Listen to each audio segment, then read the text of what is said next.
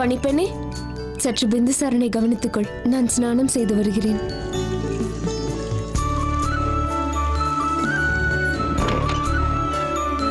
நந்தினி, என் அன்பு சகோதரி நந்தினி, வா வந்து அமரலாமே. ஆனால் முதலில் அமர் நந்தினி. ஹெலனா, நான் இங்க. என் சகோதரி நந்தினி, நீ அரண்மனையை விட்டு செல்லாதது நல்லதுதான். உன்னை நினைத்தால் மிக சந்தோஷமாக இருக்கிறது. ஆனால் நந்தினி, நீ இப்போது தோட்டத்திற்கு சென்றிருந்தாயா? ஆமாம், பிந்துசாரனை சற்று உலா அழைத்து சென்றேன். நீ யாரோடு சென்றாய் என்று நான் அறிவேன். அவன் இப்பொழுது எப்படி இருக்கிறான்? அப்போது மிக கவலையோடு இருந்தானே. பிந்துசாரன் அழுது கொண்டிருக்கும் பொழுது ஹெலனா பார்த்து விட்டால் போல் இருக்கிறது. அவன் சற்று பயந்து போயிருந்தான். அப்படியெல்லாம் நடந்த பிறகு இயல்பாக இருப்பதற்கு சற்று நேரம் பிடிக்கும் அல்லவா? இது மிக நல்ல விஷயம் தானே. இருவரும் முதலில் நன்றாக பழக வேண்டும், நன்றாக உலா செல்ல வேண்டும். அது இருக்கட்டும்.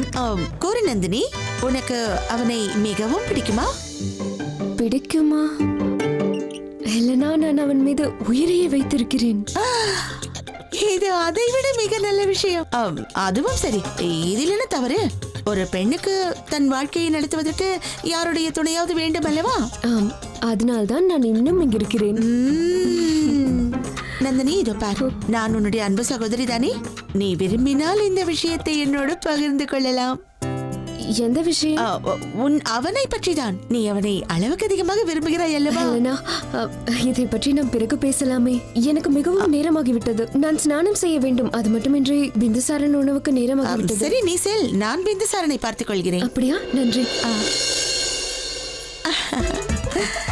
பார்த்தாயா, நான் அவனை பற்றி பேச ஆரம்பித்ததும் நந்தினி பேச்சை மாற்றிவிட்டு சென்று விட்டாள்.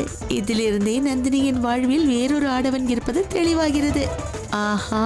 இது மிகவும் நல்ல விஷயமாயிற்றே. நான் இவர்களுக்கு திருமணம் செய்து வைத்தே தீருவேன். ஆனால் க்ளோயி அந்த ஆடவனின் முகத்தை பார்க்க வேண்டும் என்று காத்திருக்கிறேன்.